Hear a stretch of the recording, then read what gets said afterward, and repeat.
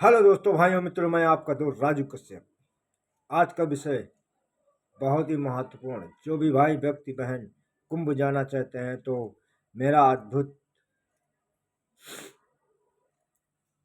परामर्श क्या होगा, इसी विषय पे हम आज चर्चा करेंगे। तो चलिए यात्रा शुरू करते हैं। मेरा पर्सनल खुद का अनुभव कुंभ मेला का। तो इस समय महाभयानक भीड़ चल रही है। रेलवे खचाखच भरी है और बसें अनगिनत तौर पे भरी चल रही हैं। आपके पास कार है तो आप कार से नहीं जा सकते हैं। कार कुंभ मेला से करीब 25 किलोमीटर या 30 किलोमीटर पहले रोक ली जाती है और रोकने के लिए वहाँ पे बहुत मजबूत बल लगा है। इंडियन आर्मी, एनएसजी कमांडो लगाए गए हैं और बीएसएफ के जवान भी तैनात हैं। आपकी एक न चलनी, खुद का नज़ारा देखा हुआ। वहाँ पे एक व्यक्ति जिसकी गाड़ी पे विधायक लिखा हुआ है और कुंभ मेला क्षेत्र में जैसे ही प्रवेश करता है उसको रोक लिया जाता है और कहा जाता है आप अपने पिताजी को बुलाइए जो विधायक हैं, और वो तब आपकी एंट्री होगी। इसी विषय को आगे बढ़ाते हैं। तो आप और दूसरा अनुभव, यदि आप रोडवेज बस से जाते हैं तब भी आपका रोडवेज बस जो है आपकी 10 किलोमीटर दूर रोक ली जाएगी। आपको 10 किलोमीटर पैदल चलना पड़ेगा। ठहरो ठहरो, 10 किलोमीटर के बाद आपको करीब साइकिल स्टैंड या कार पार्किंग स्टैंड से आपको करीब करीब ये मान लीजिए 4 किलोमीटर आपको चलना होगा। आपको इस तरीके से जलेबी की तरह गोल गोल घुमाया जाएगा। बाद में संगम स्थान पे आप पहुंचेंगे। नज़ारे अद्भुत होंगे वहाँ के। देख के आपका मन प्रसन्न हो जाएगा।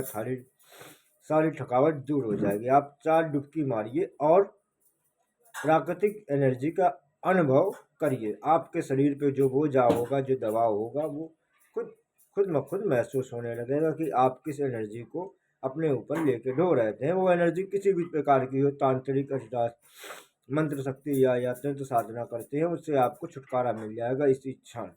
पाप पाप पुण्य की तो ज्ञान अनुभूति नहीं है ना कि हाँ, शरीर जरूर हल्का होगा, एनर्जी का अनुभव होगा जो साथ साथ है। क्योंकि वहाँ पे एनर्जी इसलिए होगी, वैज्ञानिक प्रमाणित पत्र है। समझना, साइंस। 3 नदियों का संगम होगा। जब उसमें घर्षण बहुत अधिक बल होगा, जब किसी चीज़ में घर्षण पैदा होता है तो उसमें एक एनर्जी ऑफ फ्रिक्वेंस पैदा होती है। पूरे कुंभ संगम में एनर्जी फील्ड है।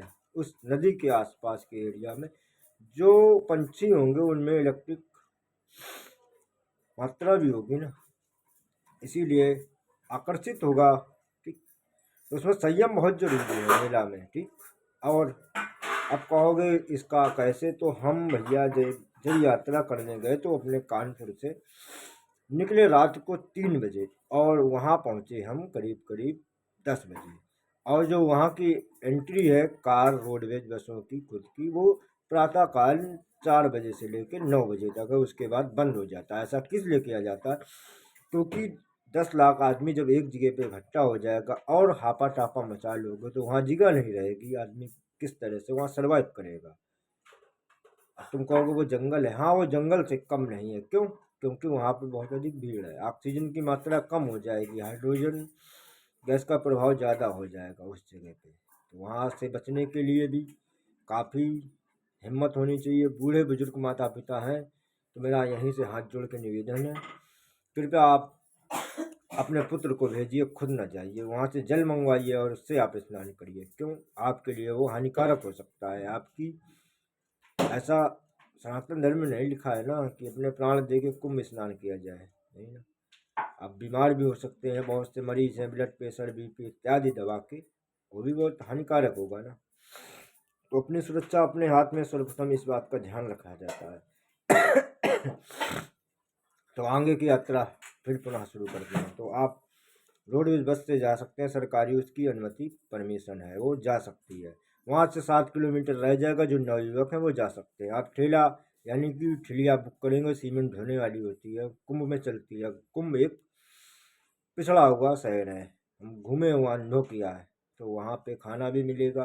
भंडारे के लालच में मत जाइए। अपने घर से खाना बना के जाइए, भोजन इत्यादि लेके जाइए एक दिन का, और चाय वगैरह और नमकीन भी लेके जाइए। और पानी की करीब करीब 20 लीटर की आवश्यकता पड़ेगी एक दिन की यात्रा में। वो अपनी सुविधा के अनुसार एक व्यक्ति ले जा सकता है। इतने उपाय हमने आपको बताए।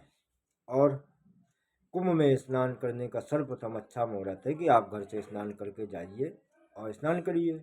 वो कहानी ना हो जाए कि हक के ना आया तो क्या नहाया, वो काम मत करिए। इसमें कोई पंडितताई नहीं बताने की, आदमी ज्ञानी हो ना, जान जाओगे, समझदार हो जाओगे। तो आप अपनी बाइक से भी जा सकते हैं। यहाँ से करीब आप 3 या 2:30 बजे निकलें। हमारे कानपुर से 200 किलोमीटर है। यदि आपका घर दूर है तो आपको 2 ट्रिप में मारना पड़ेगा, यानी कि 400 किलोमीटर। तो आप मान लीजिए कि दिल्ली या मथुरा से आप यात्रा कर रहे हैं तो आपको कानपुर में कहीं पे होटल लेना होगा और वहाँ रुक जाइए और फिर रात को निकलिए इस तरह से। हाँ, और सोइए भी बहुत ध्यानपूर्वक। तो आपकी यात्रा इस तरह से करी जा सकती है। ये शुभ लक्षण है। रोडवेज बस से आप आ सकते हैं और सावधानी बरत के और यात्रा अच्छे से करें। ठीक।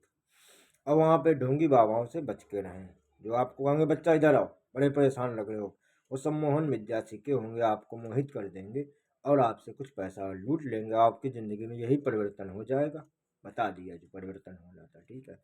जो बुजुर्ग माता पिता हैं, जिनके कहने में अच्छा नहीं लगता है, जिनके हाथ काम नहीं करते हैं, बेचारे लेटे हैं, उनको कृपया कुछ पैसे या दान दे दीजिए। मेरी दिली इच्छा, मैं आपके हाथ जोड़ता हूँ।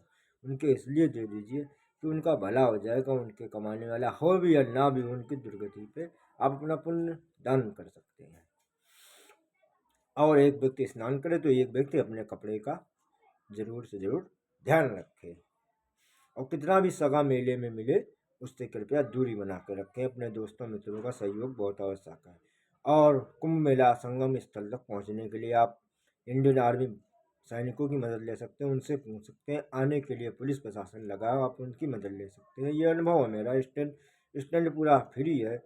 भंडारा आगे जो हो रहा था उसके बारे में हम अवगत नहीं, क्योंकि वो बताया जा रहा था संगम तट से 19 किलोमीटर दूर है, तो हम वहाँ पे उस क्षेत्र में प्रवेश नहीं कर पाए। क्यों?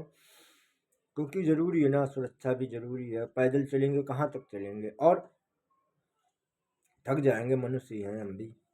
तो आप, हाँ, ये आप पैदल नहीं जा सकते हैं। यदि आपकी इच्छा है तो नागा साधुओं के दर्शन कर लीजिए। ठीक, हमने आपको ये उपाय बता दिए।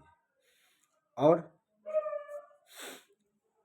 निजी अनुभव का तभी हम बता पाएंगे, दूसरे के अनुभव में हम नहीं रहते हैं।